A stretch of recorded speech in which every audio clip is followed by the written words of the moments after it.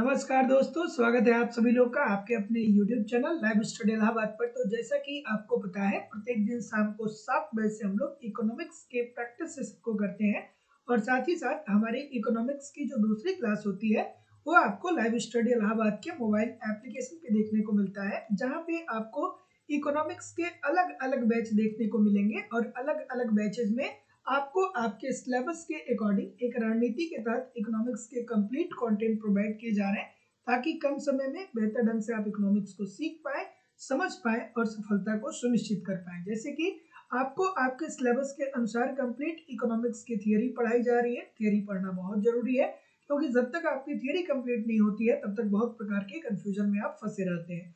So simple सटीक साधारण भाषा में एक क्रम से आपको आपके सिलेबस के अनुसार थियरी पढ़ाई जाती है। इसकी लाइव क्लास होती है, अगर जो आप लाइव क्लास में नहीं जुड़ते हैं तो बाद में आपको रिकॉर्डेड क्लास भी मिल जाता है। साथ ही साथ कंप्लीट आपको यहाँ पे इकोनॉमिक्स के नोट्स भी दिए जा रहे हैं, ताकि आप एक तरफ थियरी को पढ़िए, दूसरी तरफ नोट्स के माध्यम से रिवीजन करते रहिए। आपको यहाँ पे टेस्ट सीरीज भी दिए जा रहे हैं। टेस्ट जरूर दीजिए, क्योंकि जब आप टेस्ट देते हैं तो ये बात आपको समझ में आती है कि आपकी तैयारी कैसी चल रही है, गलती कहाँ पे हो रही है, गलती क्यों हो रही है, आप उसमें सुधार करिए, फिर अगला टेस्ट दीजिए, जिससे आपकी एक्यूरेसी बेहतर हो पाए। प्रीवियस ईयर के क्वेश्चन पेपर भी आपको यहाँ पे दिए जा रहे हैं। डायरेक्टली बहुत सारे प्रश्न प्रीवियस ईयर से पूछे जाते हैं और करंट की भी क्लासेस आपको यहाँ पे प्रोवाइड की जा रही है। मतलब सब कुछ प्रोवाइड कराया जा रहा है मेरे द्वारा। बस आप मुझे 1-1.5-2 घंटे एप्लीकेशन पे फॉलो करिए, 1.5-2 घंटे आप मुझे यूट्यूब पे फॉलो करिए।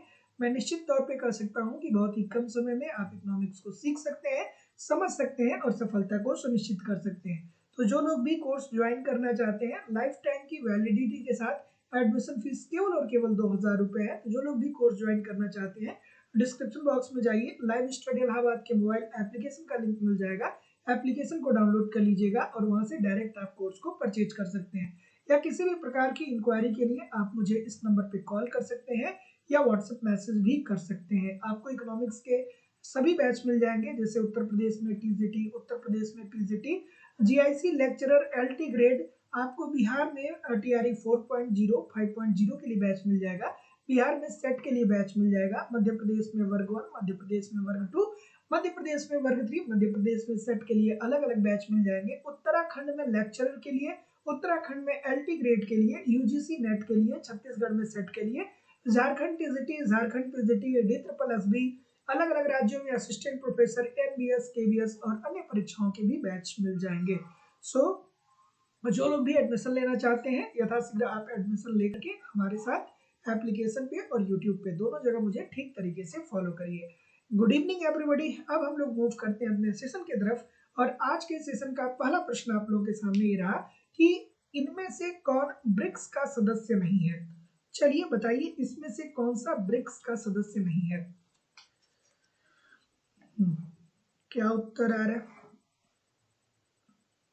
ठीक है, सबसे पहले तो आपको ये पता होना चाहिए कि ब्रिक्स की स्थापना कब हुई थी, है ना। सबसे पहले आपको ये पता होना चाहिए कि ब्रिक्स की स्थापना कब हुई थी। तो ब्रिक्स की स्थापना जो हुई थी वो 2009 में हुई थी, ठीक है।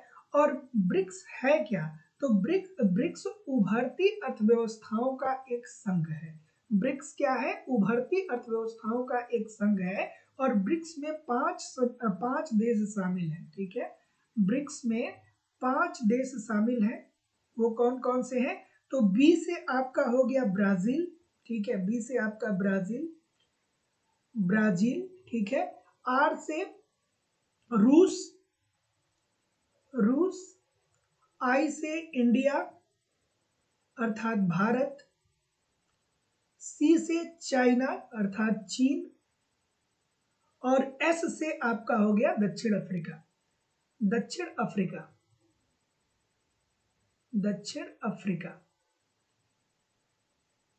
ठीक है।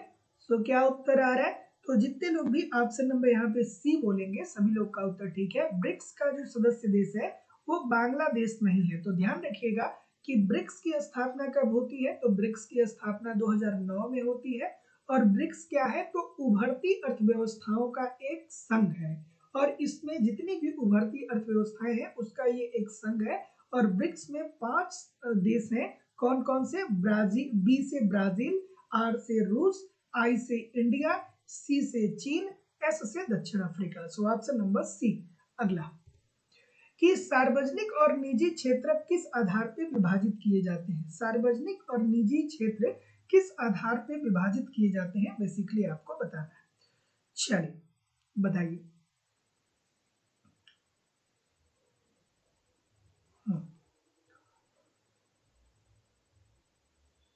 क्या उत्तर आ रहा है कि सार्वजनिक और निजी, जैसे हम लोग जब बात करते हैं कि भारतीय अर्थव्यवस्था एक मिश्रित अर्थव्यवस्था है, हम लोग बात करते हैं ना कि भारतीय अर्थव्यवस्था एक मिश्रित अर्थव्यवस्था है।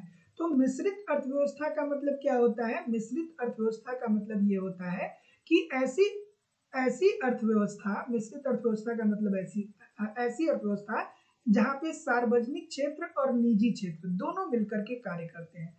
सार्वजनिक क्षेत्र का मतलब क्या होता है कि सार्वजनिक क्षेत्र ऐसे क्षेत्र होते हैं जिस पे अधिकार सरकार का होता है।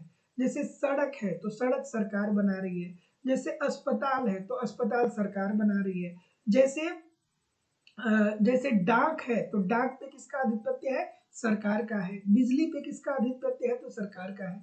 और निजी क्षेत्र की बात करें तो जैसे मोबाइल टावर हो गया, तो मोबाइल टावर को निजी कंपनियां प्रोवाइड करती हैं।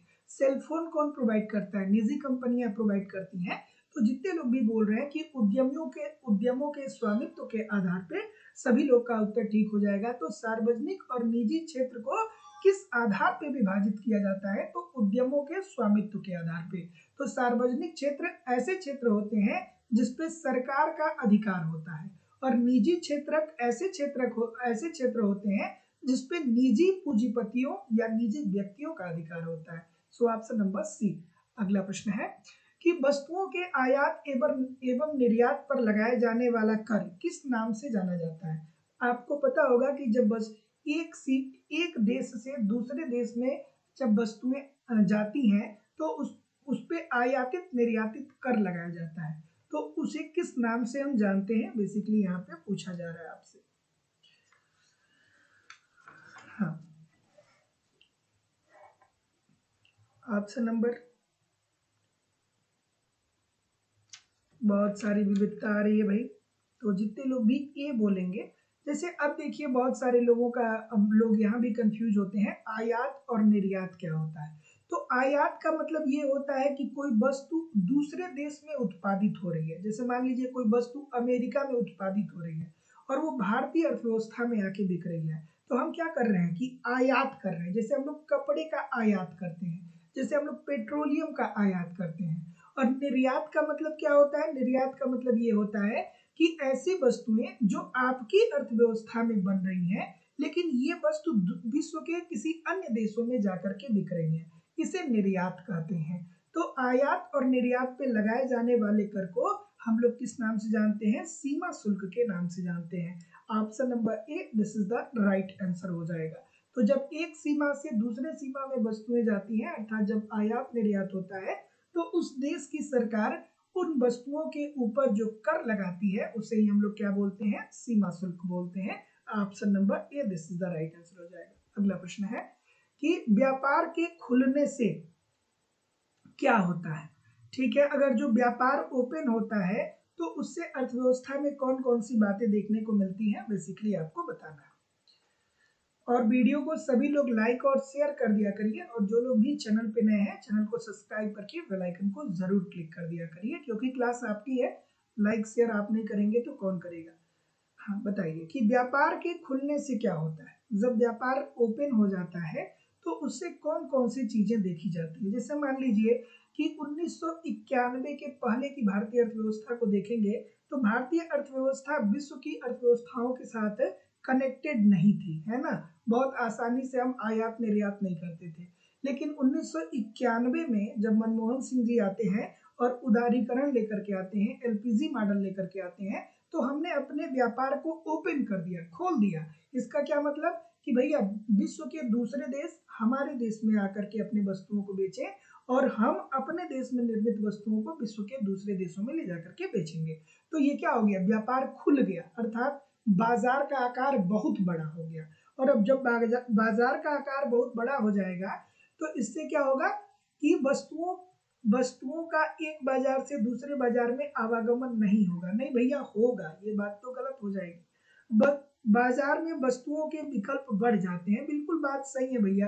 अगर जो भारतीय अर्थव्यवस्था की वस्तुएं चीन में जाती हैं, चीन की वस्तु भारत में आती है, भारत और चीन की वस्तु अमेरिका में जाती है, तो विश्व बाजार में जब कई देश जाते हैं तो वहां पे वस्तु के विकल्प आपके क्या हो जाएंगे, ऑटोमेटिकली बढ़ जाएंगे। There is no doubt. ठीक है, ये बात।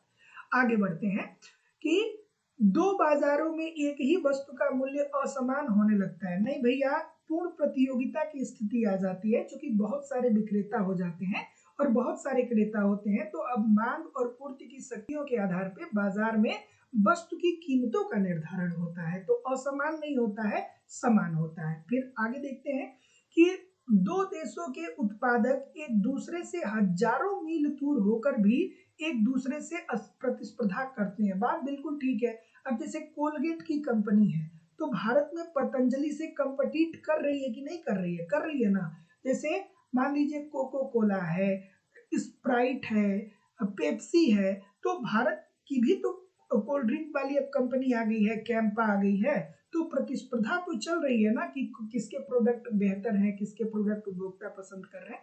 तो ये बात तो आपकी बिल्कुल सही हो जाएगी। तो जितने लोग भी ए बोलेंगे कि सर जी ए ठीक होगा, अर्थात 2 और 4 सही होगा, सभी लोग का उत्तर यहाँ पे बिल्कुल ठीक हो जाएगा। अगला प्रश्न है कि आईएमएफ ने किस वर्ष अपना वित्तीय संचालन शुरू किया? आईएमएफ ने अपना वित्तीय संचालन किस वर्ष शुरू किया? आपको आवाज स्लो आ रही है क्या आप लोगों को?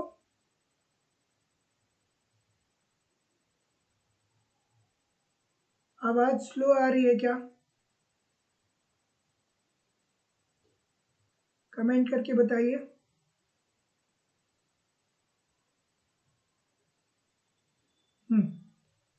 आईएमएफ ने किस वर्ष में अपना वित्तीय संचालन शुरू किया? तो क्या उत्तर आ रहा है?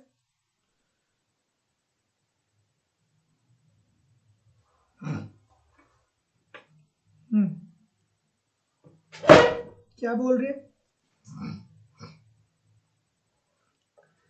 चलिए थोड़ा सा आप अपने वॉल्यूम को इंक्रीज कर लीजिए, है ना। थोड़ा सा अपने वॉल्यूम को आप लोग इंक्रीज कर लीजिए।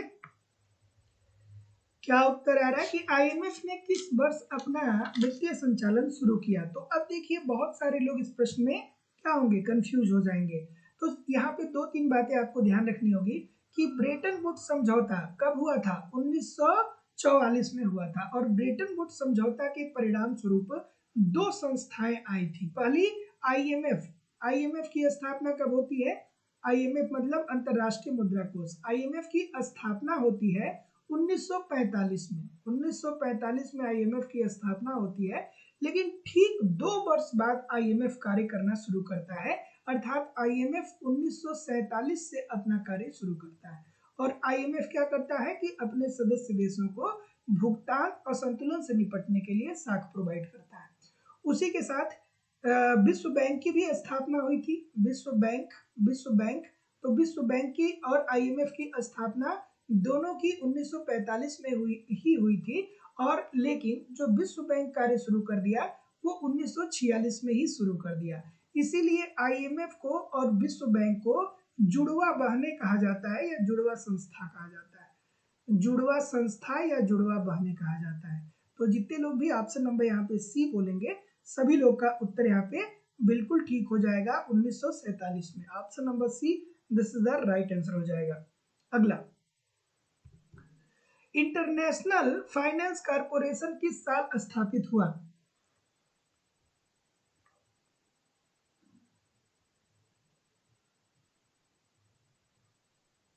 हाँ बताइए कि बताइए कि इंटरनेशनल फाइनेंस कॉर्पोरेशन किस साल स्थापित होता है? आवाज यार ठीक है, कितना आवाज चाहिए आप लोगों को?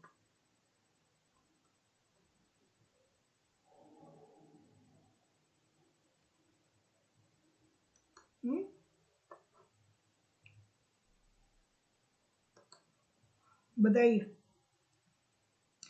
कि इंटरनेशनल फाइनेंस कॉर्पोरेशन किस साल स्थापित हुआ था? तो इंटरनेशनल फाइनेंस कारपोरेशन, अर्थात हिंदी में इसे क्या बोलेंगे, अंतरराष्ट्रीय वित्त निगम। अंतरराष्ट्रीय वित्त निगम पेपर में पूछ देगा, अंतरराष्ट्रीय वित्त निगम। अंतरराष्ट्रीय वित्त निगम की स्थापना कब हुई थी, तो इसकी स्थापना जो होती है वो जुलाई 1956 में होती है, 1956 में। और आईएफसी, इसको शॉर्ट फॉर्म में हम लोग क्या बोलेंगे, आईएफसी बोलेंगे, आईएफसी बोलेंगे। और इसका जो मुख्यालय है ये भी ध्यान रखिएगा, इसका जो मुख्यालय है वो कहाँ पे है, वाशिंगटन डीसी में है। और इसका मुख्य उद्देश्य क्या है, इसका मुख्य उद्देश्य है कि सदस्य देशों के निजी निवेश में निजी निवेश को बढ़ावा दिया जाए। So option number C this is the right answer हो जाएगा। अगला, आत्मनिर्भरता अर्थात अटार्की वह स्थिति है, इकोनॉमिक्स में ये शब्द बार बार यूज होता है कि अटार्की का मतलब क्या होता है, बताइए अटार्की का मतलब क्या होता है।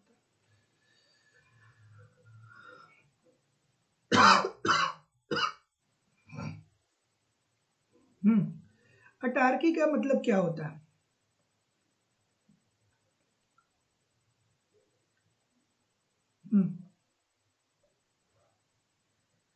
अटार्की का मतलब क्या होता है, ठीक है। तो अटार्की एक ऐसी कंडीशन होती है जहां पे एक देश दूसरे देश के साथ कोई व्यापार ही नहीं करता है, ठीक है, अर्थात बंद अर्थव्यवस्था वाली स्थिति विद्यमान होती है। तो अटार्की अर्थात आत्मनिर्भर का मतलब ये होता है कि एक देश दूसरे देश के साथ कोई भी व्यापार नहीं करता है। तो जितने लोग भी ऑप्शन नंबर बी बोलेंगे सभी लोग का उत्तर यहाँ पे एब्सोल्युटली 100% ठीक हो जाएगा। अगला प्रश्न है कि the prevention of money laundering act प्रभावी हुआ था, कब प्रभावी हुआ था, ये भी मोस्ट इंपोर्टेंट प्रश्न है, बार बार पूछा जाता है कि the prevention of money laundering act कब प्रभावी हुआ था।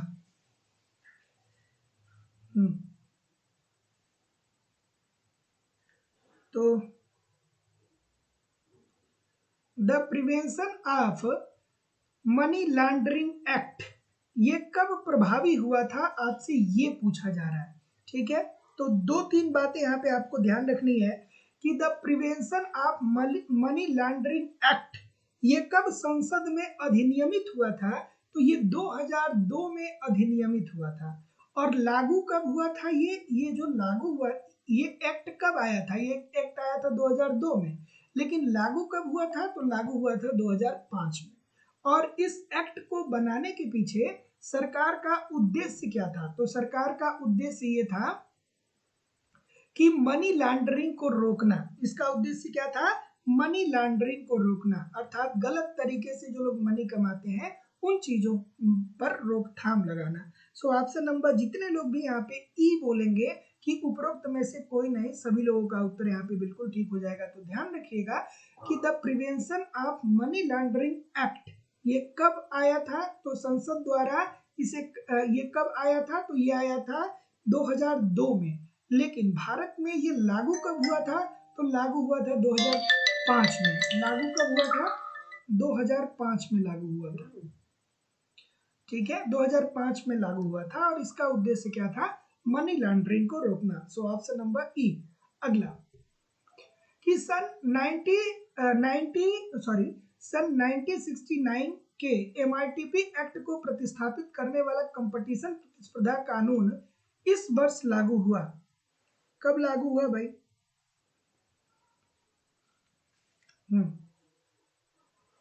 बताइए। तो आप लोगों को पता होगा, सबसे पहले तो आपको ये पता होना चाहिए कि एमआरटीपी एक्ट कब आया था, ये बार बार आप लोगों से पूछा जाता है। तो एमआरटीपी एक्ट आता है 1969 में। और इसका उद्देश्य क्या था, इसका उद्देश्य ये था कि उद्योगों में एकाधिकार की प्रवृत्ति को कम किया जाए, एकाधिकार की प्रवृत्ति को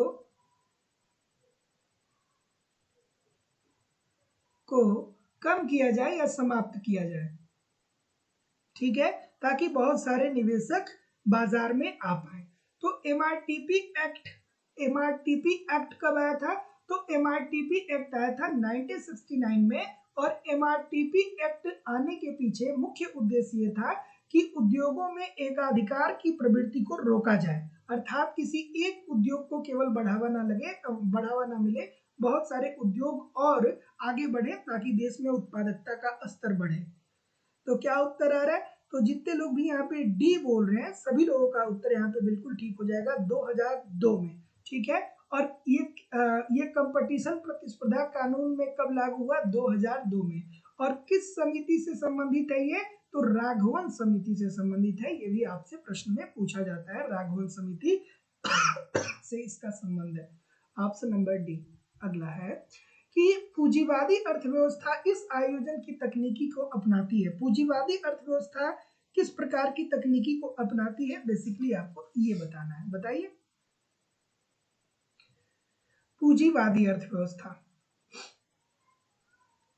चलिए सभी लोग कमेंट करके बताइए।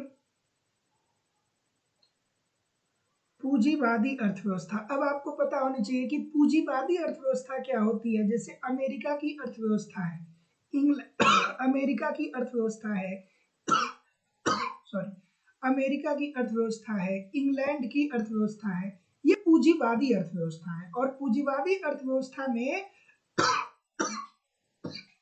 अर्थव्यवस्था में बाजार पे नियंत्रण जो होता है वो किसका होता है? उद्यमियों का होता है। अर्थात बाजार में वस्तु की कीमतों का निर्धारण मांग और पूर्ति की शक्तियों के आधार पे होता है। कोई एक उद्यमी कीमत का निर्धारण नहीं कर सकता है। तो पूंजीवादी अर्थव्यवस्था में बहुत सारे क्रेता होते हैं, बहुत सारे विक्रेता होते हैं, समरूप वस्तुओं का उत्पादन होता है और पूर्ण प्रतियोगिता जैसी स्थिति विद्यमान होती है। तो पूंजीवादी अर्थव्यवस्था किस आयोजन को अपनाती है? तो जितने लोग भी ऑप्शन नंबर ए बोल रहे हैं, प्रलोभन की, सभी लोगों का उत्तर ठीक है। जैसे मान लीजिए कि चीन है, तो चीन क्या करता है ना कि बहुत सारी चीजें को इस तरीके से बेचता है कि कहता है कि आप अगर हमसे 5 वस्तुओं को खरीदेंगे तो हम आपको एक मुफ्त दे देंगे। इसका क्या मतलब है कि वो प्रलोभन दे रहा है। पूंजीवादी अर्थव्यवस्था में चूंकि बहुत सारे क्रेता होते हैं, बहुत सारे विक्रेता होते हैं, ठीक है, तो ऐसी स्थिति में जब बहुत सारे क्रेता होते हैं, बहुत सारे विक्रेता होते हैं, तो ऐसी स्थिति में मांग और पूर्ति की शक्तियों के आधार पर कीमतों का निर्धारण होता है। तो जितने विक्रेता होते हैं वो सब के सब अपने अपने ग्राहकों को प्रलोभन देते हैं और कहते हैं कि भैया आप हमारे प्रोडक्ट को खरीदिए, हमारा प्रोडक्ट ज्यादा बेहतर है। Option number A. अगला है कि निम्नलिखित में से कौन सा एक बाजार की गतिविधि है?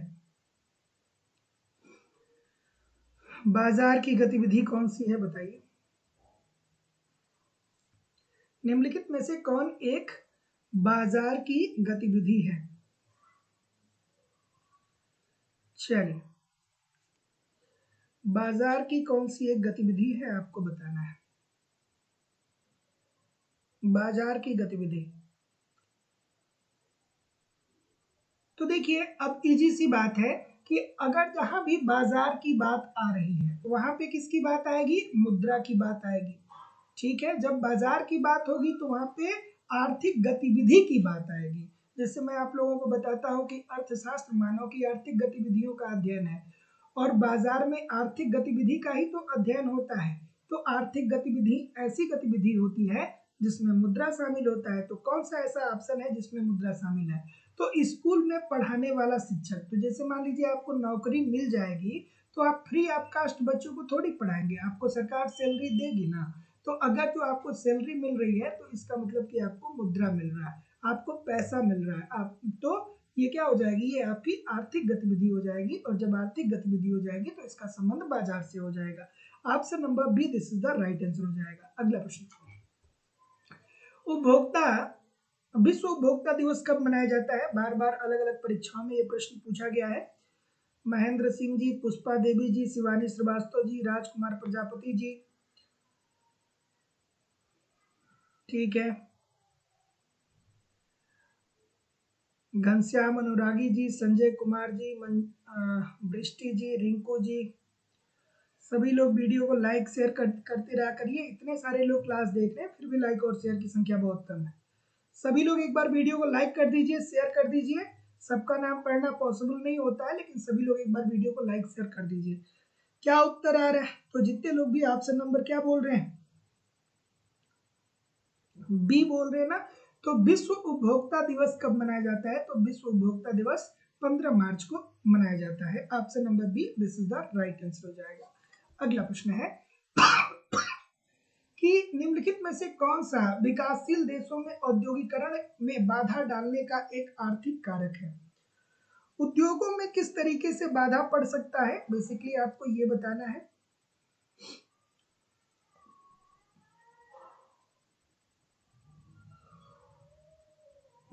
क्या उत्तर आ रहा है?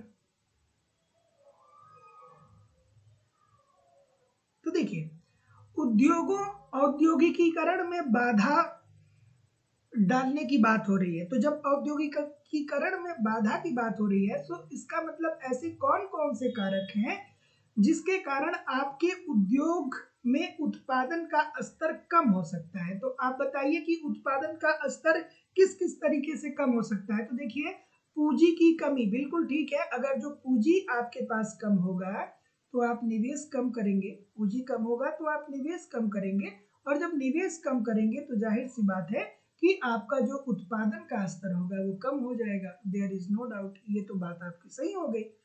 दूसरा है, क्या बोल रहे? दूसरा है, मौजूदा उद्योगों में उत्पादों का उपयोग करने के लिए उद्योगों की अनुपस्थिति। ठीक है, मौजूदा उद्योगों, ध्यान से देखिएगा, मौजूदा उद्योगों के उत्पादों का उपयोग करने के लिए उद्योगों की अनुपस्थिति।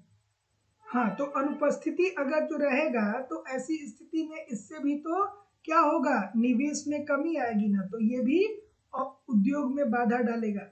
पर्याप्त बुनियादी सुविधाएं, तो अगर जो पर्याप्त बुनियादी सुविधाएं मिलेंगी तो इससे तो निवेश में वृद्धि होगी ना, तो ये बात तो आपकी गलत हो जाएगी, क्योंकि ये क्या पूछ रहा है कि बाधा डालने वाला, ये बाधा की बात कर रहा है। तो जितने लोग भी बी बोलेंगे कि सर जी 1 और 2 ठीक होगा, सभी लोगों का उत्तर यहाँ पे बिल्कुल 100% ठीक है। अगला प्रश्न, अंतर अंतर उद्योग व्यापार में प्रमुख कौन सा है? अंतर उद्योग क्या होता है? अंतर उद्योग क्या होता है बताइए।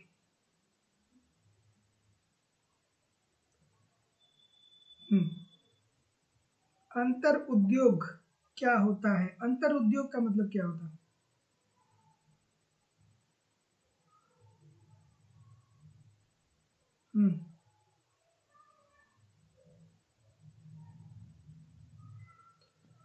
अंतर उद्योग का क्या मतलब होता है आपको बताना है।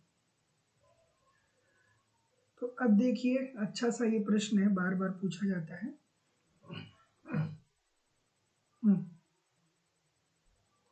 तो अंतर उद्योग मतलब आप क्या करते हैं कि वस्तुओं का आदान प्रदान करते हैं। एक ही प्रकार की वस्तुओं का आप क्या करते हैं, आदान प्रदान करते हैं।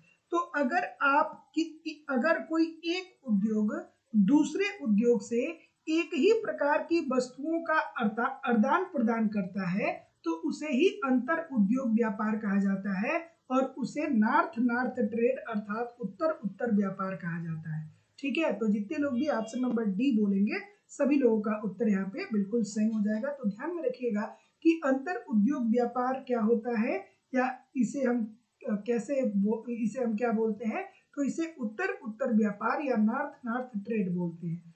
इसका क्या मतलब हुआ कि दो उद्योग एक ही प्रकार की वस्तुओं और सेवाओं का आदान प्रदान करते हैं। दो उद्योग होंगे और एक ही प्रकार की वस्तुओं और सेवाओं का आदान प्रदान करेंगे। तो जितने लोग भी ऑप्शन नंबर डी बोल रहे हैं सभी लोग का उत्तर यहाँ पे बिल्कुल ठीक हो जाएगा। अगला प्रश्न है कि एक दवाई के दुकान में उपयोग होने वाले रेफ्रिजरेटर किसका उदाहरण है? जैसे आप कभी मेडिकल स्टोर पे जाते होंगे तो देखते होंगे कि जो डॉक्टर साहब लोग होते हैं वो एक छोटा सा क्या रखे रहते हैं, फ्रिज रखे रहते हैं। तो वो किस प्रकार की वस्तु का उदाहरण है आपको बताना है। अब देखिए, यहाँ पे आपको पता होना चाहिए कि प्राथमिक वस्तु क्या होती है, प्राथमिक वस्तु क्या होती है, ठीक है, प्राथमिक वस्तु क्या होती है। फिर आपको पता होना चाहिए कि मध्यवर्ती वस्तु क्या होती है, मध्यवर्ती वस्तु क्या होती है। फिर आपको पता होनी चाहिए कि अंतिम वस्तु क्या होती है, ठीक है, अंतिम वस्तु क्या होती है। तो देखिए, प्राथमिक वस्तुएं ऐसी वस्तुएं होती हैं जो डायरेक्ट कृषि से आती है, जैसे गेहूं हो गया, तो गेहूं आपका क्या हो गया, प्राथमिक वस्तु हो गया। लेकिन अब गेहूं से क्या बन गया, आटा बन गया, तो आटा आपका मध्यवर्ती वस्तु हो गया। अब आटे से क्या बन गया, ब्रेड बन गया, तो ब्रेड आपका अंतिम वस्तु हो गया, क्योंकि अब ब्रेड से और कुछ नहीं बनाया जा सकता है। तो अगर जो रेफ्रिजरेटर आपके पास है, तो क्या फ्रिज को आप और किसी तरीके से यूज कर सकते हैं? क्या आप रेफ्रिजरेटर को, फ्रिज को आप किसी अन्य तरीके किसी फ्रिज से किसी और वस्तु का निर्माण कर सकते हैं? नहीं कर सकते हैं ना। तो ऐसी स्थिति में ये अंतिम वस्तु हो जाएगी ना। तो जितने लोग भी ऑप्शन नंबर बी बोलेंगे, सभी लोगों का उत्तर यहाँ पे बिल्कुल ठीक हो जाएगा। क्योंकि अब देखिए, ध्यान दीजिए ना कि आपके पास आपके घर में अगर जो फ्रिज है अर्थात रेफ्रिजरेटर है, तो क्या आप उससे किसी और चीज को बना सकते हैं? आप ऐसा थोड़ी कर पाएंगे कि फ्रिज के आप दरवाजे को खोल देंगे और कहेंगे कि ये एसी का काम करेगा। आप उसे एसी नहीं बना पाएंगे ना। फ्रिज है तो फ्रिज का ही काम करेगा। तो ये अंतिम वस्तु हो जाएगी। ऑप्शन नंबर जितने लोग भी बी बोलेंगे, सभी लोग का उत्तर ठीक है। देखिए, बहुत सारे लोग इस प्रश्न का उत्तर गलत कर रहे हैं। अगला प्रश्न है कि भारत की अत्यधिक मजदूर प्रधान उद्योग है, भारत में सबसे ज्यादा मजदूर लगने वाले उद्योग कौन से हैं? बेसिकली आपको ये बताना है। चलिए बताइए।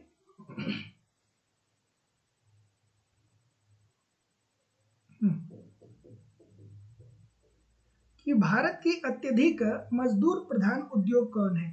और आज का सेशन कुछ ऐसा है कि कई सारे प्रश्न आपको नए नए भी देखने को मिलेंगे, और ये सारे प्रश्न बहुत महत्वपूर्ण है। तो इस क्लास को एक बार दो बार जरूर देखिएगा, जितना बार हो सकेगा, क्योंकि इम्पोर्टेंट सेशन है। इस प्रकार के प्रश्न प्रैक्टिस में बहुत कम मिलते हैं आप लोगों को, ठीक है।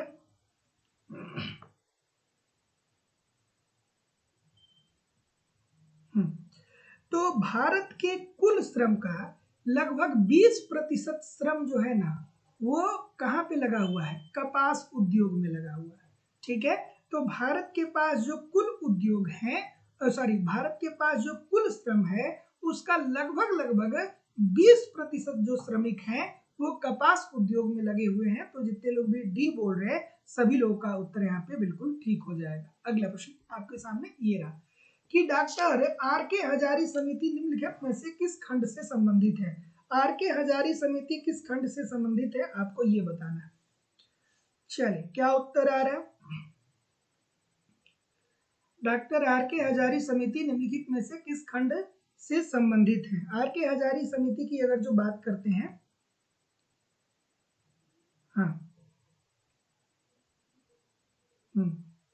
तो इसका संबंध किससे है? औद्योगिक लाइसेंस से संबंधित है। अब ये जो समितियां बनाई गई, वो क्यों बनाई गई? इसीलिए बनाई गई कि ये समिति सरकार को ये सुझाव दे कि किस तरीके से हम उद्योगों का विकास कर सकें, और औद्योगिक लाइसेंस की विवादों से निपटारा पाने के लिए या इसमें बेहतरी पाने के लिए आर के हजारी समिति बनाई गई थी। तो औद्योगिक अनुज्ञप्ति अर्थात औद्योगिक लाइसेंस से संबंधित है। Option number A. अगला प्रश्न है कि निम्नलिखित में से कौन सा व्यापार अवरोध का उदाहरण है? इसमें से कौन ऐसा है जिससे व्यापार में अवरोध होगा? बताइए, क्या उत्तर आ रहा है?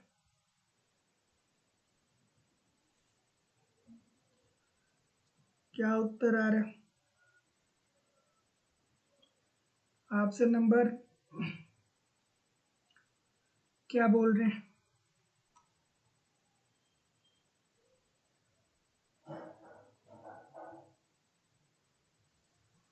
डी बोल रहे हैं।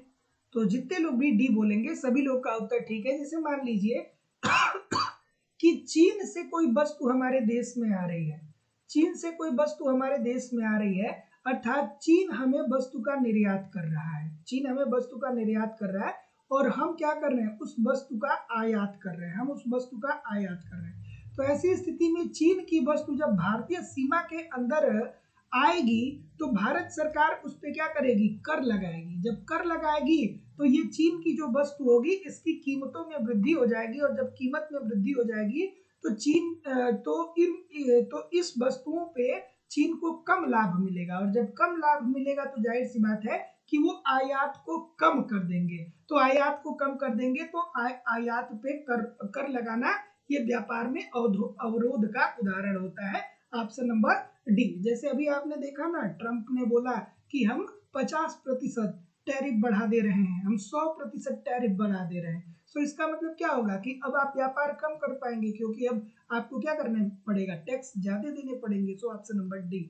अगला प्रश्न है, एक सेकेंड, कि निम्नलिखित में से कौन औद्योगिक रुग्णता के बाह्य कारण है। मोस्ट इंपॉर्टेंट प्रश्न है, बार बार अलग अलग परीक्षाओं में पूछा जाता है ये। और देखिए, बहुत सारे लोग ऐसे हैं जिनको लगता है कि केवल ऑब्जेक्टिव क्वेश्चन पढ़ के सारी चीजों को कवर किया जा सकता है। बात आपकी कुछ हद तक सही है, 60-70% प्रश्नों को आप केवल ऑब्जेक्टिव क्वेश्चन सॉल्व कर करके सही कर सकते हैं, लेकिन जो सफलता दिलाता है ना, वो आपको 80%, 85%, 90% तक आपको जाना पड़ेगा। 85% तो आपको जाना पड़ेगा, तभी आपको सफलता मिलने वाली है। तो वो जो 10-20% प्रश्न जो सही होते हैं ना, उसके लिए आपको गहनता पूर्वक थियरी पढ़नी पड़ेगी। और एक बार अगर जो ढंग से थियरी पढ़ लेंगे तो जिंदगी में इकोनॉमिक्स दोबारा कभी भी गलत नहीं होगा। बशर्ते ये है कि एक क्रम से आप थियरी को जरूर पढ़ते रहिए। एप्लीकेशन पे आप लोगों को कंप्लीट थियरी आप लोगों के रिक्वायरमेंट के अनुसार से पढ़ाई जा रही है। अलग अलग बैच है, अलग अलग बैच में आपको सिलेबस के अनुसार कंप्लीट थियरी पढ़ाई जा रही है, कंप्लीट नोट्स दिया जा रहा है। एक तरफ थियरी पढ़िए, दूसरी तरफ नोट्स के माध्यम से रिवीजन करिए। मैं खुद की हैंड राइटिंग का नोट्स दे रहा हूँ। टेस्ट सीरीज दिया जा रहा है, सप्ताह में एक टेस्ट दीजिए, देखिए गलती कहाँ पे हो रही है, उसमें सुधारिए। अगला टेस्ट फिर दीजिए, जिससे एक्यूरेसी बेहतर हो पाए। प्रीवियस ईयर के क्वेश्चन पेपर और करंट सब कुछ प्रोवाइड किया जा रहा है। आप मुझे बस 1.5-2 घंटे एप्लीकेशन और 1.5-2 घंटे यूट्यूब पे फॉलो करिए। मैं निश्चित तौर पे कह सकता हूँ कि कहीं भी इधर उधर से कुछ भी आपको कलेक्ट करने की जरूरत नहीं होगी। लाइफ टाइम की वैलिडिटी के साथ एडमिशन फीस केवल और केवल 2000 रुपए है। तो जो लोग भी एडमिशन लेना चाहते हैं, डिस्क्रिप्शन बॉक्स में जाइए, लाइव स्टडी इलाहाबाद की मोबाइल एप्लीकेशन का लिंक मिल जाएगा, और वहां से जिस कोर्स की भी आप तैयारी कर रहे हैं, डायरेक्ट वहां से अपने कोर्स को परचेज कर सकते हैं। आपको सभी कोर्स वहां पे मिल जाएंगे। और अगर कोई भी आपकी इंक्वायरी है तो आप मुझे इस नंबर पे कॉल कर सकते हैं, या आप मुझे व्हाट्सएप मैसेज भी इस नंबर पे कर सकते हैं। अलग अलग बैच है और सभी बैच में आपके सिलेबस के अनुसार ही सारी चीजें कराई जा रही हैं। क्या उत्तर आ रहा है भाई? क्या उत्तर आ रहा है? तो जितने लोग भी क्या बोल रहे हैं, ये बोल रहे हैं जितने सारे लोग। चलिए देखते हैं, औद्योगिक रुग्णता का मतलब क्या होता है। रुग्णता का मतलब क्या होता है? रुग्णता का मतलब होता है पिछड़ापन या बीमारी, जिसे कहेंगे कि किस तरीके से कब उद्योग पिछड़ जाएगा। तो उसके उद्योग मतलब उद्योग में उत्पादकता कब कम होगी, उद्योग में उत्पादकता कब कम होगी। तो इसके कौन कौन से वाह कारण है? तो ढांचागत बाधाएं, बिल्कुल ठीक है। ढांचागत बाधाएं मतलब भैया जो आपको उत्पादन के साधन चाहिए, जो आपके पास संसाधन है, उन संसाधन का आप समुचित उपयोग कर ही नहीं पा रहे। बाजार में मंदी, अर्थात अगर जो आपकी मांग कम हो जाएगी तो एक उद्योग उत्पादन क्यों करेगा? बिल्कुल नहीं करेगा। सरकार की नीतियां भी डिफाइन करती हैं। अगर जो सरकार की नीतियां उद्योग को लाभान्वित करने वाली होती हैं तो उद्योगों का विकास होता है, नहीं हो करने वाली होती है तो उद्योग का विकास नहीं होता है। तो बात ये भी ठीक हो जाएगा। तो जितने लोग भी ऑप्शन नंबर डी बोलेंगे, सभी लोग का उत्तर यहाँ पे बिल्कुल ठीक हो जाएगा। Option number D according to question this is the right answer हो जाएगा। अगला, प्रेबिस सीगर परिकल्पना किससे संबंधित है? खूबसूरत सा प्रश्न है, बार बार अलग अलग परीक्षाओं में पूछा जाता है कि प्रेबिस सीगर परिकल्पना किससे संबंधित है।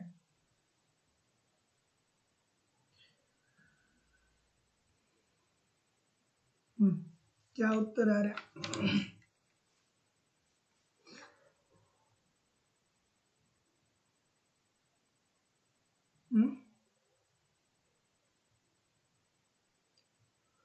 क्या उत्तर आ रहा है? ऑप्शन नंबर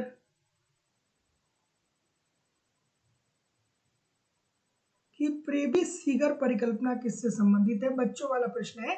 प्रेबिस-सीगर परिकल्पना विकासशील देशों में व्यापार शर्तों से संबंधित है। और प्रेबिस-सीगर को जब आप पढ़ेंगे तो इसमें ये कहा गया कि जो विकासशील देश होते हैं, विकासशील देश जो होते हैं ना, वो जब विकसित देश से व्यापार करते हैं, विकसित देश से व्यापार करते हैं, तो विकासशील देशों को इससे नुकसान होता है, क्योंकि विकासशील देश के पास टेक्नोलॉजी नहीं है, तकनीकी नहीं है, तो विकासशील देश के पास कच्चे माल है, और विकासशील देश जब व्यापार करेगा तो विकसित देश को कच्चा माल देगा, और जब कच्चा माल देगा और दीर्घकाल तक ऐसा करता रहेगा तो क्या होगा कि एक तो सबसे बड़ी बात ये होती है कि विकासशील देश कच्चे माल का निर्यात करेगा तो बहुत कम कीमत प्राप्त करेगा, लेकिन जब विकसित देश में यही कच्चे माल जाएंगे और इनके पास तकनीकी होगी तो ये तकनीकी का प्रयोग करके उससे उत्पादन करेंगे और ये बहुत ज्यादा लाभ कमाएंगे। तो ऐसी स्थिति में विकासशील देश अगर जो विकसित देश से व्यापार करता है और दीर्घकाल तक ऐसा चलता रहता है तो एक समय ऐसा आएगा कि विकासशील देश में कच्चे माल की समाप्ति हो जाएगी, और जब कच्चे माल की समाप्ति हो जाएगी तो इससे विकासशील देश को क्या होगा? नुकसान होगा। Option number C. अगला है कि त्वरित सिंचाई लाभ कार्यक्रम की शुरुआत कब हुई थी? त्वरित सिंचाई लाभ कार्यक्रम की शुरुआत कब हुई थी? बताइए भाई। ठीक है, शुभांकर कश्यप जी, सुनीता गुप्ता जी, सुनीता शर्मा जी, महेंद्र सिंह जी, राजेश कुमार जी, अभिजीत तिवारी जी, घनश्याम अनुरागी जी, नौशाद अली जी, भगवंती जी, रंजू गौड़ जी, ठीक है, महेंद्र सिंह जी, तस्नीम खान जी। सभी लोगों से निवेदन है वीडियो को लाइक करते रहा करिए, शेयर करते रहा करिए, चैनल पे नए हैं तो चैनल को सब्सक्राइब करके बेल आइकन को जरूर क्लिक कर दीजिए। सो ऑप्शन नंबर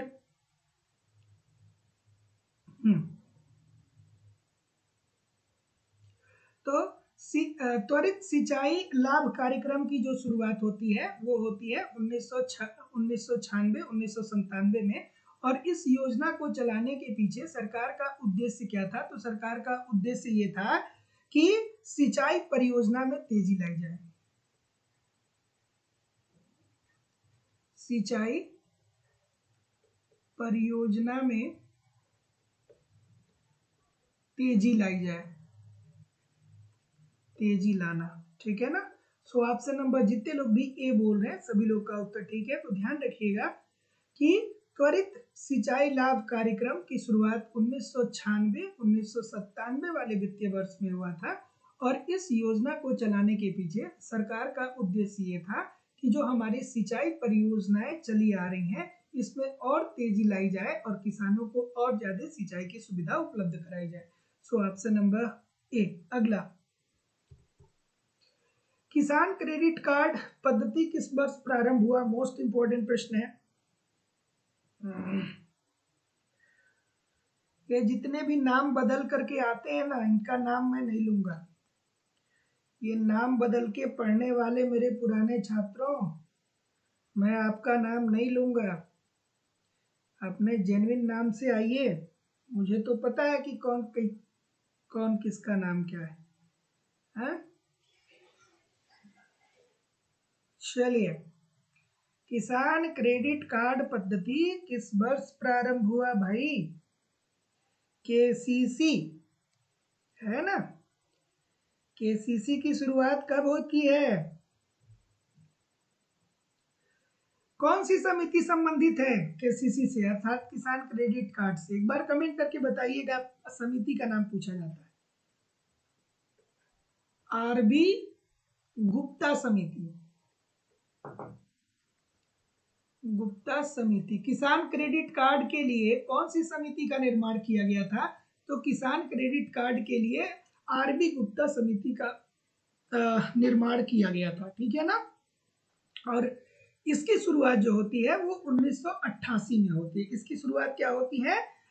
1988 में होती है। और किसान क्रेडिट कार्ड योजना को चलाने के पीछे सरकार का उद्देश्य ये था कि का उद्देश्य ये था कि व्यापारिक बैंक, सहकारी बैंक और क्षेत्रीय ग्रामीण बैंकों के माध्यम से किसानों को सुगमता पूर्वक ऋण उपलब्ध कराया जाए। So option number C, this is the right answer हो जाएगा। अगला प्रश्न, ऑपरेशन फ्लड कार्यक्रम किस पर केंद्रित है? ऑपरेशन फ्लड कार्यक्रम किससे संबंधित है? आपको बताना है।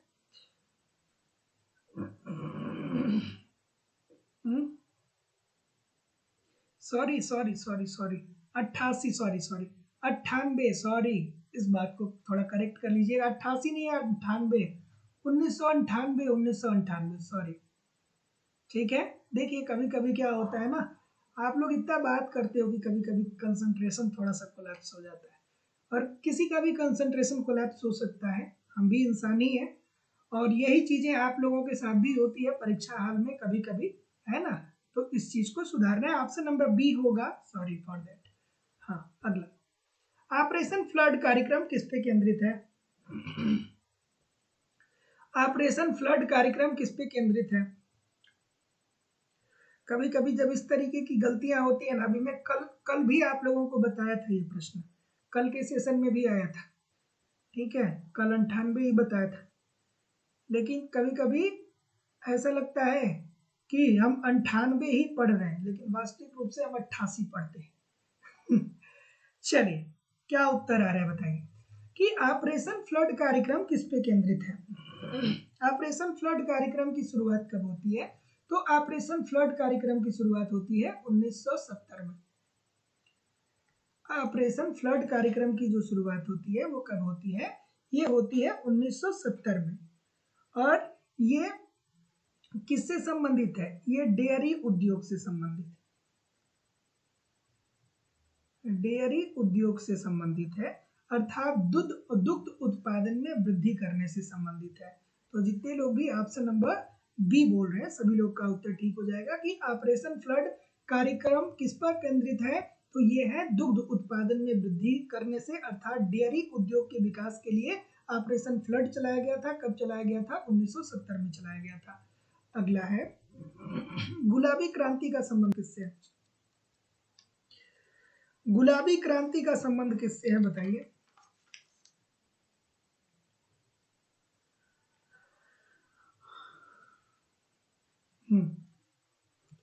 गुलाबी क्रांति का संबंध किससे है? ठीक है, तो गुलाबी क्रांति का जो संबंध है वो प्याज और झींगा से है। ठीक है, झींगा जानते हैं आप लोग? झींगा कौन कौन जानता है? झींगा जानते हैं आप लोग? ठीक है, तो गुलाबी क्रांति का जो संबंध है वो प्याज और झींगा से है। ठीक है, उसके बाद इसका ध्यान रखिएगा कि उर्वरक उत्पादन से संबंधित कौन सी क्रांति चली थी? तो वो चली थी धूसर क्रांति, धूसर क्रांति। ठीक है ना।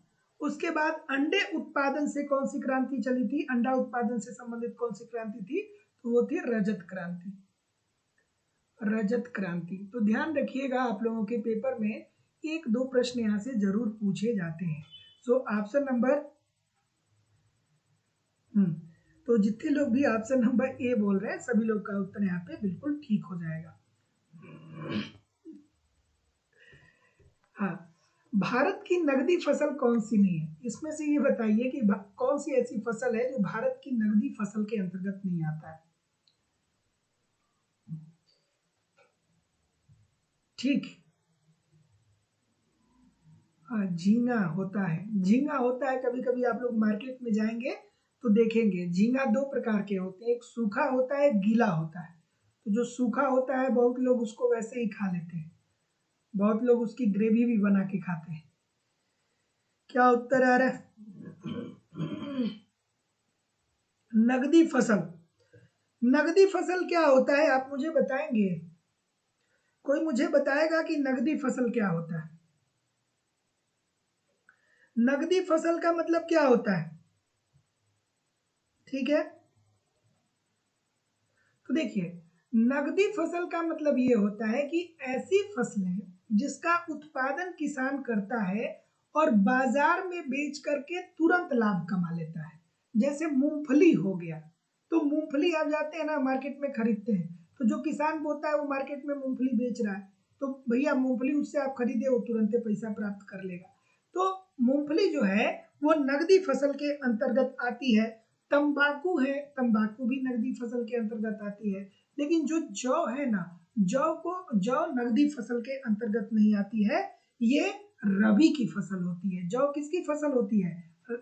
रबी की फसल होती है, रबी की फसल होती है। So option number C this is the right answer हो जाएगा। तो याद रखिएगा कि नगदी फसल का मतलब ऐसी फसल होती है जो किसान मार्केट में डायरेक्ट बेच करके लाभ कमाता है। जैसे मूंगफली हो गया, जैसे कपास हो गया, ये सब नगदी फसल के अंतर्गत आएंगे। जैसे तंबाकू हो गया, ये नगदी फसल के अंतर्गत आएंगे।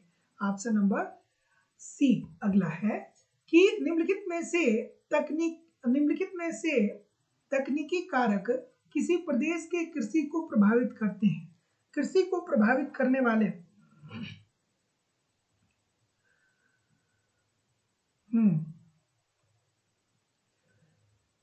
निम्न में से तकनीकी कारक किसी प्रदेश के कृषि को प्रभावित करते हैं। किसको प्रभावित करते हैं? देखिए, मनुष्य का जो खाना पीना जो होता है ना, वो उसके क्लाइमेट पे डिपेंड करता है कि आप जहाँ रहते हैं वहाँ किस प्रकार की चीजें उपलब्ध होती हैं। जैसे अफ्रीकन देशों की बात करें तो कुछ देश ऐसे हैं ना जहाँ पे लोग सुबह उठ करके, वहाँ पे कुछ खाने के लिए है ही नहीं, लोग सुबह उठ करके चूहा मारने के लिए दौड़ते हैं। उनके जीवन का एक मिशन ही यही होता है कि हमें बढ़िया चूहा मिल जाए, और वो लोग चूहा मिल करके चूहा मार के खाने लगते हैं। क्यों चूहा मार के खाने लगते हैं? क्योंकि आपके जैसे उनके पास आटा नहीं है, आपके जैसे चावल नहीं है, आपके जैसे हरी हरी सब्जियां उनके पास नहीं है, तो लोग चूहा मार के खाते हैं। बहुत लोग ऐसे होते हैं जो 24 घंटे बिना कुछ खाए ही सो जाते हैं, है ना। तो ये डिपेंड करता है कि आप किस क्लाइमेट में क्या करते हैं, सरवाइव करते हैं। जैसे बहुत लोग कहते हैं ना कि हम तो नॉनवेज नहीं खाते हैं, ये बहुत गलत चीज है, चाहे जो भी है, ठीक है। तो यार अगर जो आप सोचिए उस देश में पैदा हो जाते जिस देश में कुछ है ही नहीं, तो फिर क्या खाते बताइए। भारत में ही अगर जो देखा जाए तो भारत में कितने सारे राज्य हैं जहाँ पे ये सारी चीजें उपलब्ध नहीं है। क्या उत्तर आ रहा है कि निम्न में से तकनीकी कारक किसी प्रदेश के कृषि को प्रभावित करती है। तो कृषि को कौन सा प्रभावित करेगा? तो उच्च उत्पादकता वाले बीज जो हरित क्रांति में लेकर के हम लोग आए थे, तो अगर जो उच्च उत्पादकता वाले बीज आप बोएंगे अपने खेत में, तो जाहिर सी बात है कि आपके उत्पादन का स्तर तो बढ़ेगा ही बढ़ेगा, देयर इज नो डाउट। फिर जब हरित क्रांति आई थी तो हमने कहा था कि हम लोग उर्वरक और रसायन का भी प्रयोग करेंगे। तो जब उर्वरक और रसायन का आप प्रयोग करेंगे तो इससे भी आपके देश में उत्पादकता का स्तर बढ़ेगा ही बढ़ेगा, there is no doubt. So option number जितने लोग भी डी बोलेंगे, एक और दो दोनों सही है, सभी लोग का उत्तर यहाँ पे बिल्कुल ठीक है। अगला थोड़ा सा इसे एडजस्ट करना होगा, एक सेकंड। पता है आप जितना ज्यादा शिक्षित होते जाएंगे ना, उतना ज्यादा आपको विश्व और अपने जीवन के बारे में सही पिक्चर मिलने लगेगा, है ना।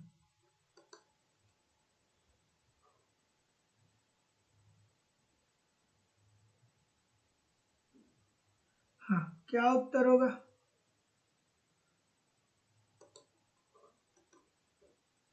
इस प्रश्न का उत्तर करिए।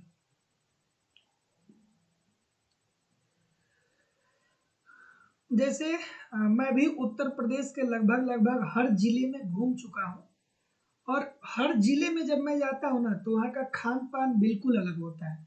जैसे अभी मैं कुछ दिन पहले इधर पश्चिम की तरफ गया था, मेरठ मेरठ गया था, कासगंज गया था, एटा गया था, बदायूं गया था। उधर मैं गया तो उधर का जो खान पान था वो बिल्कुल अलग था। जैसे हम लोग पूर्वांचल के तरफ हम लोग को क्या मिलती है, रुमाली रोटी मिलती है, लेकिन वहां पे जब मैं रेस्टोरेंट में गया तो वहां की जो रोटियां थी वो बिल्कुल अलग तरीके थी। जो हम लोग इधर पूर्वांचल में जिस प्रकार की रोटी खाते हैं उस प्रकार की रोटी उधर नहीं मिलती है ना। तो पश्चिम में मैं लगभग लगभग उत्तर प्रदेश के हर जिले में गया हूँ, और खान पान में विविधता हर जिले में आपको देखने को मिलती है। कहीं टेस्ट के आधार पे आप अलीगढ़ में जाइए, अलीगढ़ में आप जाइए तो वहाँ पे हींग से बने हुए सब आलू आलू की एक सब्जी मिलती है, उसमें हींग की क्वांटिटी बहुत ज्यादा होती है, वो भी बहुत अच्छी लगती है। चलिए क्या उत्तर आ रहा है?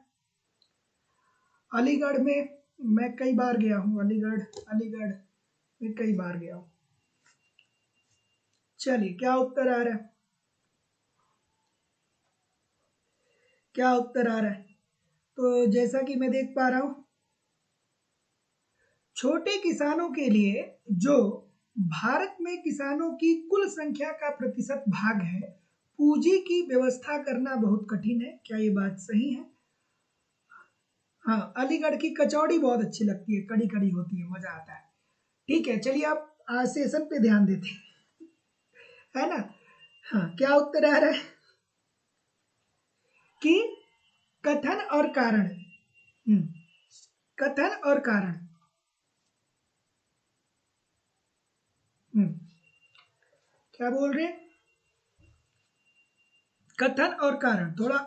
हाँ, तो देखिए, इजी सी बात है, थोड़ा ध्यान से समझिएगा इसको कि छोटे किसानों के लिए, जो छोटे किसान है, छोटे किसान का मतलब क्या होगा? अब आपको याद आ जाना चाहिए, अच्छे अच्छे विद्यार्थी हैं तो आपको तुरंत याद आना चाहिए कि यहाँ पे सीमांत जोत की बात हो रही है। सीमांत जोत क्या होती है? ऐसी जोत जो 1 हेक्टेयर से कम की है। सीमांत जोत क्या होती है? ऐसी जोत जो 1 हेक्टेयर से कम की है। तो छोटे किसानों के लिए जो भारत में किसानों की कुल संख्या का प्रतिशत भाग है, पूंजी की व्यवस्था करना बहुत कठिन है। जाहिर सी बात है भैया कि जो छोटे किसान हैं जिनके पास 1 हेक्टेयर से कम की भूमि है, वो बहुत ज्यादा उत्पादन करके लाभ कमा नहीं पाते हैं, और जब लाभ कमा नहीं पाते हैं तो उनका आय का स्तर कम ही रहता है। और जब आय का स्तर कम रहता है तो जाहिर सी बात है कि उनके लिए पूंजी की व्यवस्था करना बहुत मुश्किल होगी। ये बात तो आपकी बिल्कुल ठीक हो जाएगा।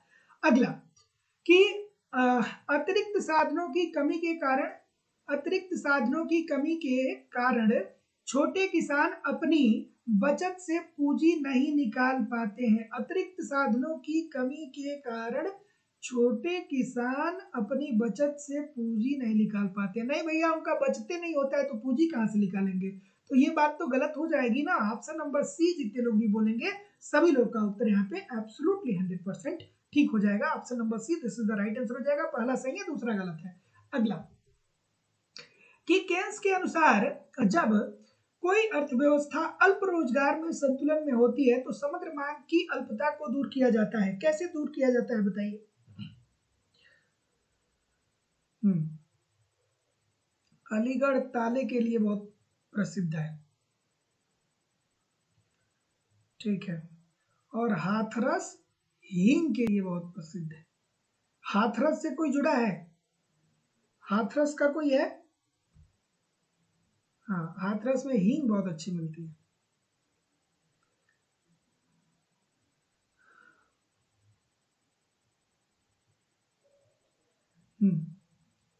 कि केन्स के अनुसार जब कोई अर्थव्यवस्था अल्प रोजगार के संतुलन में होती है तो समग्र मांग की अल्पता को दूर किया जाता है। ठीक है, चलिए विजय सक्सेना जी, जरूर कभी मौका मिलेगा तो आएंगे। कि केन्स के अनुसार जब कोई अर्थव्यवस्था अल्प रोजगार के संतुलन में होती है तो समग्र मांग की अल्पता को किससे दूर किया जाता है? तो जितने लोग भी ऑप्शन नंबर क्या बोल रहे हैं, सी बोल रहे हैं कि बड़ी मात्रा में सार्वजनिक निवेश। अब अगर जो आपने किन्स को पढ़ा होगा तो किन्स ने क्या कहा था कि अगर जो अर्थव्यवस्था में मंदी आती है, अर्थव्यवस्था में मंदी आती है या अर्थव्यवस्था में बेरोजगारी आती है, तो मंदी और बेरोजगारी को दूर करने के लिए सरकार को राजकोषीय नीति पे बल देना चाहिए और सरकार को अर्थव्यवस्था में निवेश की मात्रा को बढ़ाना चाहिए, जिससे सरकार जब निवेश बढ़ाएगा तो सड़क बढ़िया होगा, परिवहन बढ़िया होगा, अच्छा लोगों का स्वास्थ्य सुविधा होगा, लोगों को स्वास्थ्य मिलेगा। और जब सारी चीजें ये सुदृढ़ होंगी तो जाहिर सी बात है कि ऐसी स्थिति में एक तरफ वस्तुओं की मांग बढ़ेगी और एक तरफ मांग बढ़ेगी तो दूसरी तरफ उत्पादन अर्थात पूर्ति बढ़ेगी। मांग व पूर्ति बढ़ेगा तो जाहिर सी बात है कि अल्प रोजगार की स्थिति समाप्त हो जाएगी। अगला प्रश्न आपके सामने ये रहा कि जब उत्पादन, रोजगार तथा आय में कमी हुए बिना कीमतों में कमी हो तो इस स्थिति को क्या बोलते हैं बताइए?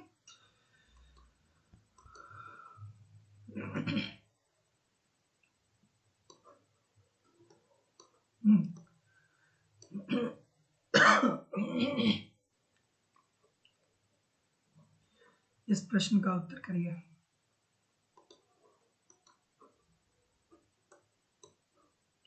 कि जब उत्पादन, रोजगार तथा आय में कमी हुए बिना कीमतों में कमी हो तो इस स्थिति को हम लोग क्या बोलते हैं, बताइए।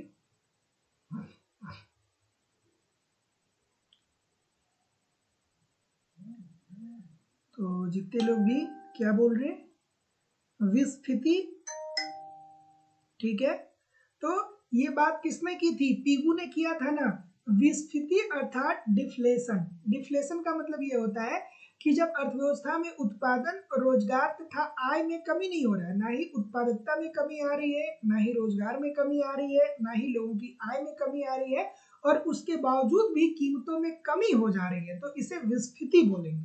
ठीक है, इसे क्या बोलेंगे, विस्फीति बोलेंगे। और जब कीमतों में वृद्धि होती है तो उसे हम लोग क्या बोलते हैं, स्फीति बोलते हैं। जब कीमतों में कमी आती है तो उसे विस्फीति बोलते हैं, और जब कीमतों में वृद्धि होती है तो उसे हम लोग क्या बोलते हैं, स्फीति बोलते हैं। सो ऑप्शन नंबर जितने लोग भी क्या बोल रहे हैं, ए बोल रहे हैं, ठीक बोल रहे हैं। अगला प्रश्न है कि आदर्श मुद्रा क्षेत्र में पूर्ण रोजगार और भुगतान संतुलन अपने आप प्राप्त किया जाएगा यदि। अब देखिए, अगर जो आप रॉबर्ट मुंडेल को नहीं पढ़े होंगे ना तो इस प्रश्न को नहीं कर पाएंगे। इसीलिए मैं आप लोगों से कहता हूं कि थियरी की क्लास जरूर पढ़ा करिए, थियरी जरूर पढ़ा करिए। अब अगर जो आपने रॉबर्ट मुंडेल के आदर्श मुद्रा क्षेत्र की अवधारणा को नहीं पढ़ा होगा तो आप नहीं जान पाएंगे इस प्रश्न का क्या मतलब है। ठीक है, रॉबर्ट मुंडेल। और ये सारी चीजें सिंपल सटीक साधारण भाषा में मेरे ही द्वारा आपको एप्लीकेशन पे पढ़ाई जा रही है। ठीक है, क्या उत्तर आ रहा है, रॉबर्ट मुंडेल की बात हो रही है। तो रॉबर्ट मुंडेल ने क्या बोला था, रॉबर्ट मुंडेल ने कहा था, इष्टतम मुद्रा क्षेत्र की अवधारणा रॉबर्ट मुंडेल ने दिया था, और रॉबर्ट मुंडेल ने कहा था कि आदर्श मुद्रा क्षेत्र में पूर्ण रोजगार और भुगतान संतुलन अपने आप प्राप्त किया जाएगा यदि मजदूरी और पूंजी स्वतंत्र रूप से संचलन में है। अर्थात मजदूरों की मजदूरी स्वतंत्र रूप से और पूंजी स्वतंत्र रूप से संचलन की स्थिति में विद्यमान है। सो ऑप्शन नंबर सी जितने लोग भी बोल रहे हैं सभी लोग का उत्तर ठीक हो जाएगा। अगला प्रश्न आपके सामने रहा कि निम्नलिखित में से कौन अर्थव्यवस्था में मंदी का संभावित कारण हो सकता है। मंदी का कारण कौन सा हो सकता है अर्थव्यवस्था में, आपको बताना है।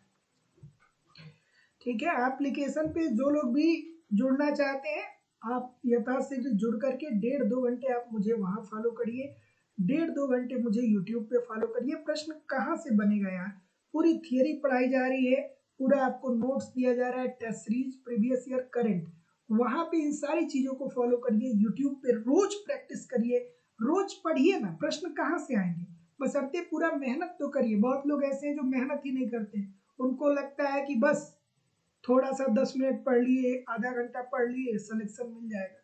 तो जो लोग भी आधे घंटे 1 घंटे पढ़ के सोच रहे हैं सिलेक्शन मिल जाएगा, आप ध्यान इस बात का भी रखिएगा कि इसी कंपटीशन के लिए बहुत सारे छात्र ऐसे हैं जो सालों साल से लगातार पढ़ रहे हैं, सालों साल से लगातार पढ़ रहे हैं, और वो ऐसी कोई चीजें नहीं है जो नहीं पढ़ते हैं, है ना। और ऐसा नहीं है कि इससे आप डिमोटिवेट हो जाए, बशर्ते आप क्या करिए कि सही वे में चीजों को तैयार करिए, है ना।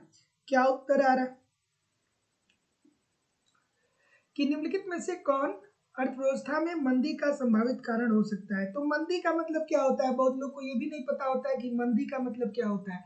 तो मंदी का मतलब ये होता है कि जब अर्थव्यवस्था में मांग और पूर्ति अपने न्यूनतम बिंदु पे चला जाए, अर्थात अर्थव्यवस्था में बहुत ज्यादा आर्थिक क्रियाएं ना हो। ठीक है, अगर जो अर्थव्यवस्था में मांग गिरेगी तो जाहिर सी बात है कि एक उत्पादक उत्पादन के लिए नहीं आएगा आगे, तो जब मांग व पूर्ति दोनों अपने न्यूनतम बिंदु पे चला जाएगा तो हम कहेंगे कि मंदी आ गया। आपने देखा ना, कोविड के समय में बहुत सारे लोग कह रहे थे कि वैश्विक मंदी आने वाली है। वो लोग क्यों कह रहे थे, इसलिए कह रहे थे कि क्योंकि कोविड में क्या हुआ था, कोविड में शॉपिंग मॉल बंद हो गए थे, शॉपिंग मॉल बंद हो गए थे तो बहुत सारी वस्तुओं की मांग में कमी आ गई थी, और जब मांग में कमी आ गई थी तो एक उत्पादक उत्पादन क्यों करेगा, उत्पादन भी कम हो गया था, तो मांग व पूर्ति जब न्यूनतम बिंदु पे आ जाती है तो मंदी हो जाती है। तो अब आपको ये बताना है कि क्यों मंदी आ सकती है, तो आप मुझे बताइए कि मंदी क्यों आएगी।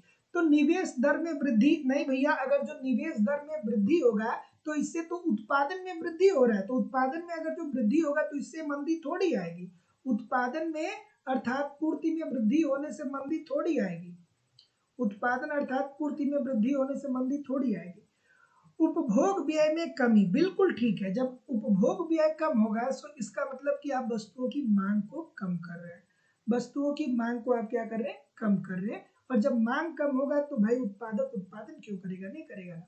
उच्च कर दर, अगर जो कर की दर उच्च कर दी जाएगी तो ऐसी स्थिति में उत्पादकता में क्या आ जाएगी, कमी आ जाएगी, अर्थात उत्पादन में कमी आएगी, अर्थात पूर्ति में कमी आएगी। ठीक है, सो ऑप्शन नंबर जितने लोग भी क्या बोलेंगे, बी बोलेंगे कि सर जी 1 और 3 सही होगा, सभी लोग का उत्तर ठीक है। अगला प्रश्न है कि वास्तविक उत्पादन में तीव्र परिवर्तन के कारण यदि मूल्य स्तर बढ़ता है तो इसे हम लोग क्या बोलते हैं। और प्रत्येक दिन शाम को 7:10 पे मैं लाइव आ जाता हूँ। जो लोग भी चैनल पे नए हैं, चैनल को सब्सक्राइब कर लीजिए और बेल आइकन को दबा लीजिए। बहुत सारे पुराने स्टूडेंट भी ऐसे हैं जिन्होंने बेल आइकन को नहीं हिट किया है। बेल आइकन को हिट कर लीजिए ताकि जैसे ही मैं लाइव आऊँ आपको नोटिफिकेशन मिल जाए। ठीक है, और डिस्क्रिप्शन बॉक्स में जाकर के लाइव स्टडी लैब आपके व्हाट्सएप चैनल का लिंक दिया है, व्हाट्सएप चैनल को ज्वाइन कर लीजिए। टेलीग्राम चैनल का लिंक दिया गया है, टेलीग्राम चैनल को ज्वाइन कर लीजिए।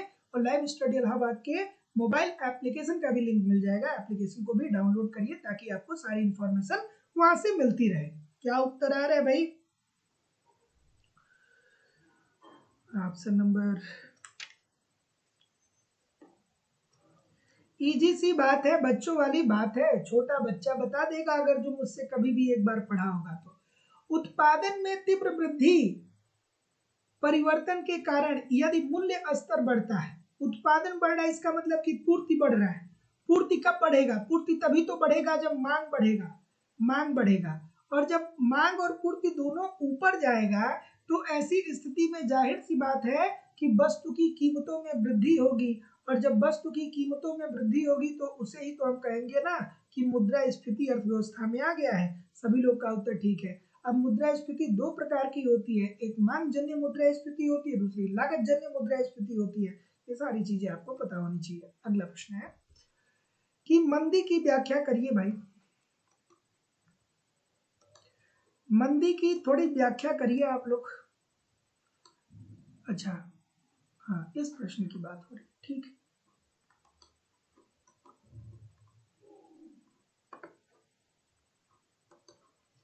निम्नलिखित में से कौन सी एक मुद्रास्फीति जनित मंदी की व्याख्या है।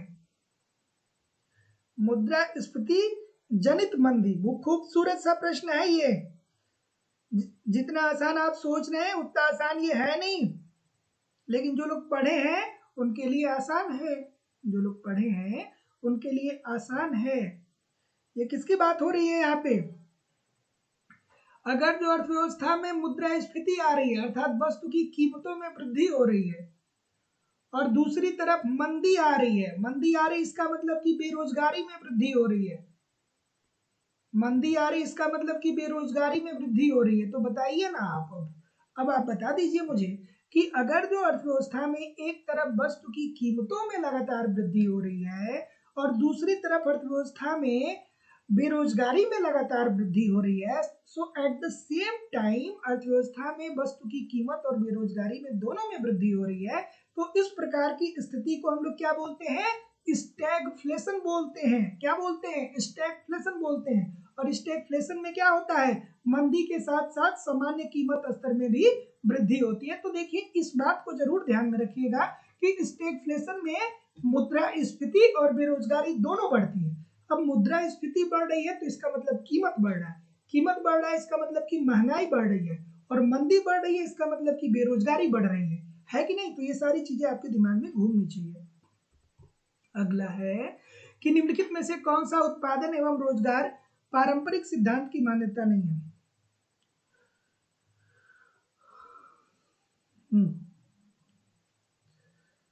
बताइए भाई। ऑप्शन नंबर,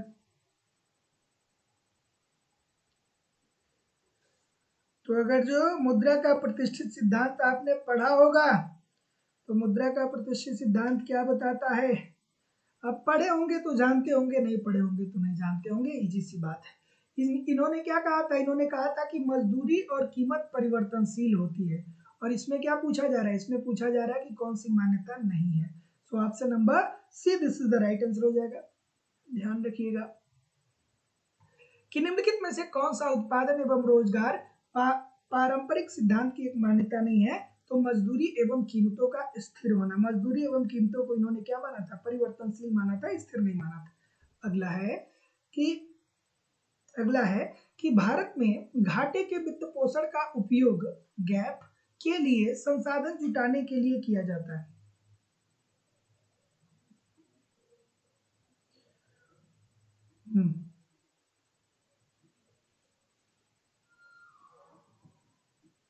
ठीक है,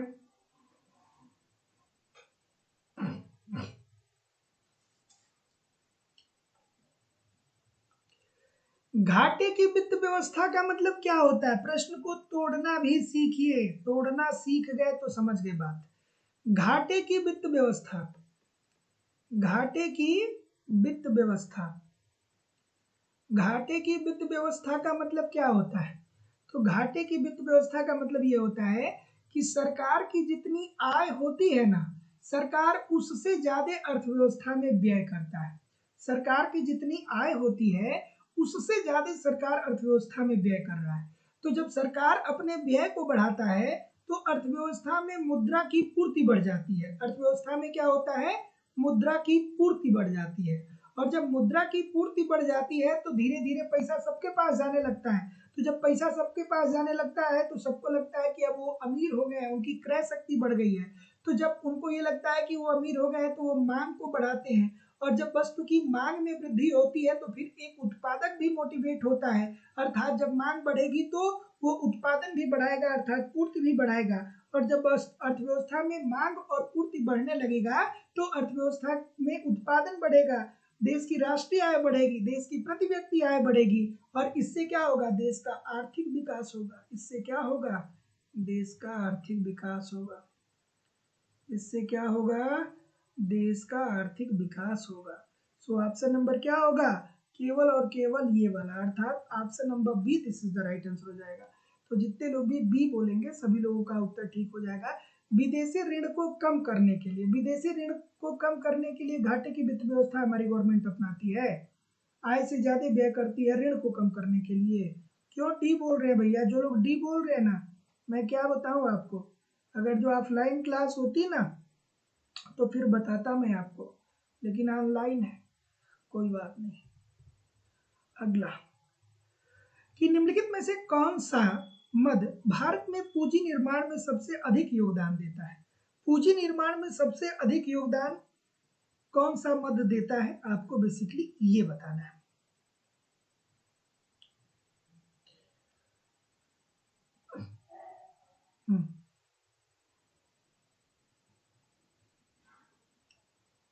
तो अब फिर वही बात होगी कि थोड़ा कॉमन सेंस लगाना पड़ेगा। कॉमन सेंस कैसे लगेगा, कॉमन सेंस ऐसे लगेगा कि भारत में सबसे ज्यादा घरेलू बचत कहाँ पे देखने को, सॉरी, भारत में सबसे ज्यादा बचत कहाँ पे देखने को मिलती है, घरेलू बचत देखने को मिलती है। और जब घरेलू बचत सबसे ज्यादा है तो जाहिर सी बात है कि पूंजी निर्माण में योगदान किसका होगा, घरेलू बचत का ही होगा। क्योंकि भारत क्या है, भारत एक गांव का देश है और अभी भी यहाँ पे बहुत सारे लोग ऐसे हैं जो बैंक से यूज टू नहीं है। तो भारत में सबसे ज्यादा जो बचतें पाई जाती हैं वो घरेलू बचत पाई जाती हैं। और जब घरेलू बचत ज्यादा पाई जाएंगी तो जाहिर सी बात है कि पूंजी निर्माण में घरेलू बचत का ही योगदान सबसे ज्यादा होगा। Option number B. अगला है कि बराबरी का शुल्क क्या होता है। बराबरी का शुल्क क्या होता है, मोस्ट इंपॉर्टेंट प्रश्न है ये। बराबरी का शुल्क क्या होता है, सभी लोग एक बार पहले वीडियो को लाइक कर दीजिए, शेयर कर दीजिए। राजन सिंह जी, राकेश जी, नौशाद अली जी, अभिजीत तिवारी जी, संजय कुमार जी, सुनीता गुप्ता जी, महेंद्र सिंह जी, रंजू जी, सुनीता शर्मा जी, ओम जी, शुभांकर कश्यप जी, शिवानी श्रीवास्तव जी, सर्वेश कुमार जी, राजन सिंह जी, सभी लोग वीडियो को लाइक शेयर कर दिया करो भाई। इतने सारे लोग आप लोग क्लास देख रहे हो फिर भी लाइक और शेयर की संख्या बहुत कम है। क्या उत्तर आ रहा है,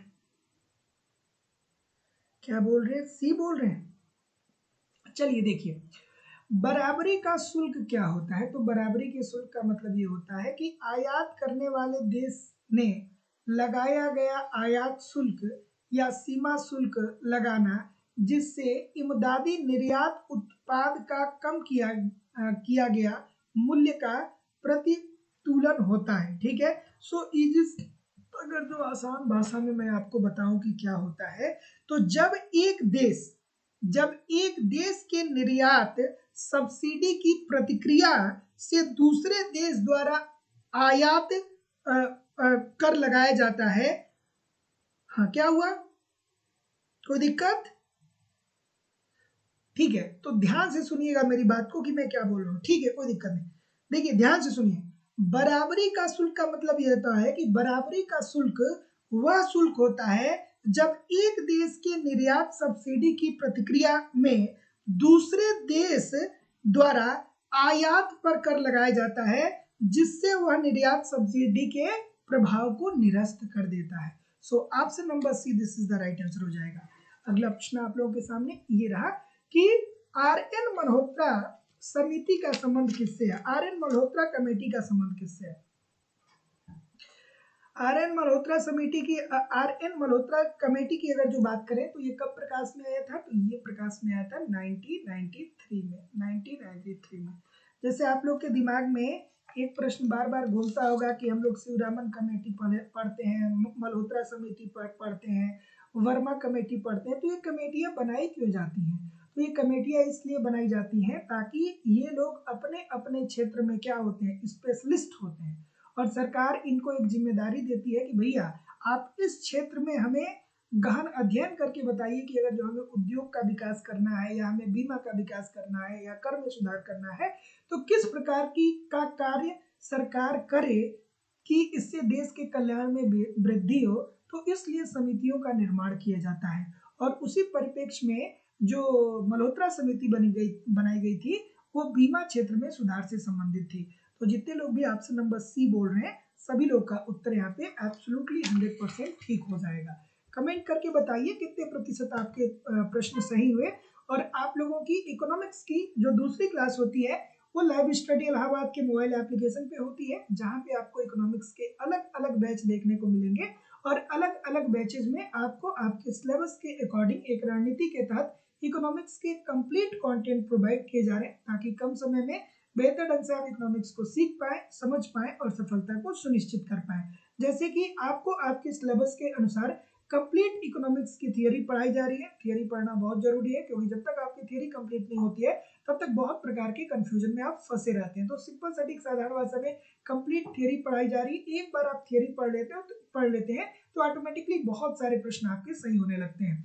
साथ ही साथ कंप्लीट आपको यहाँ पे इकोनॉमिक्स के नोट्स भी उपलब्ध कराए जा रहे हैं। मेरी खुद की हैंड राइटिंग का नोट्स मैं दे रहा हूँ, साथ ही साथ प्रिंटेड नोट्स भी दे रहा हूँ, ताकि आप एक तरफ थियरी को पढ़िए, दूसरी तरफ नोट्स के माध्यम से रिवीजन करते रहिए। आपको यहाँ पे टेस्ट सीरीज भी दिया जा रहा है, टेस्ट दीजिए, देखिए गलती कहाँ पे हो रही है, गलती क्यों हो रही है, उसमें सुधार करिए, फिर अगला टेस्ट दीजिए, जिससे आपकी एक्यूरेसी धीरे धीरे बेहतर हो पाए। आपको यहाँ पे प्रीवियस ईयर के क्वेश्चन पेपर भी दिए जा रहे हैं, डायरेक्टली इनडायरेक्टली प्रीवियस ईयर से बहुत सारे प्रश्न पूछे जाते हैं, और करंट की भी क्लासेस आपको यहाँ पे देखने को मिल रही है। मतलब सब कुछ प्रोवाइड कराना हमारी जिम्मेदारी है। बस 1.5-2 घंटे आप मुझे एप्लीकेशन पे 1.5-2 घंटे यूट्यूब पे मुझे फॉलो करते रहिए। मैं निश्चित तौर पे कह सकता हूँ कि बहुत ही कम समय में बेहतर ढंग से आप इकोनॉमिक्स को सीख पाएंगे, समझ पाएंगे और सफलता को सुनिश्चित कर पाएंगे।